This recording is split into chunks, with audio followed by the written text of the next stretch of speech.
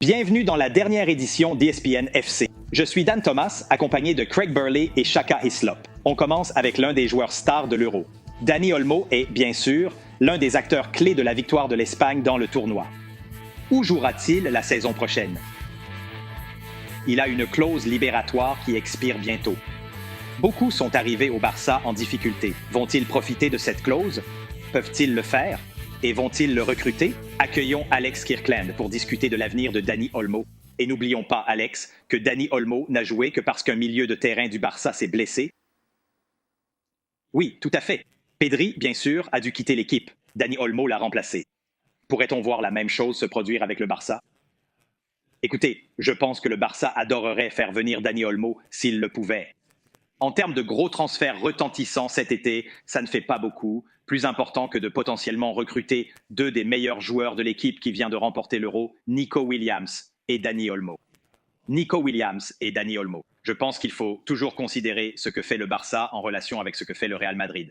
Bien sûr, le Real Madrid vient juste de signer ou de présenter Kylian Mbappé. Pour le Barça, c'est difficile d'égaler ça. Mais si vous recrutez Williams et Olmo, peut-être que vous n'êtes pas si loin maintenant, comme vous venez de le suggérer dans cette introduction. Ce n'est pas aussi simple que ça. Peuvent-ils réaliser ces deux transferts?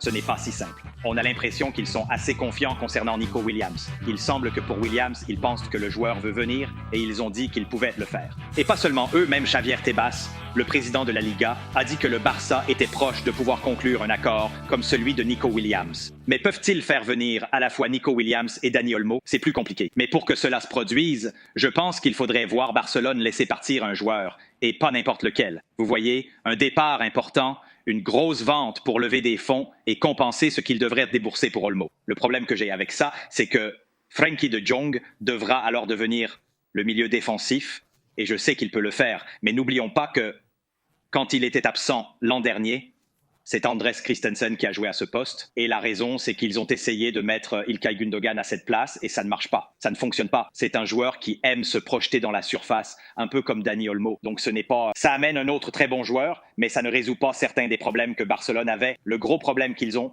c'est qu'ils n'ont jamais remplacé Busquets.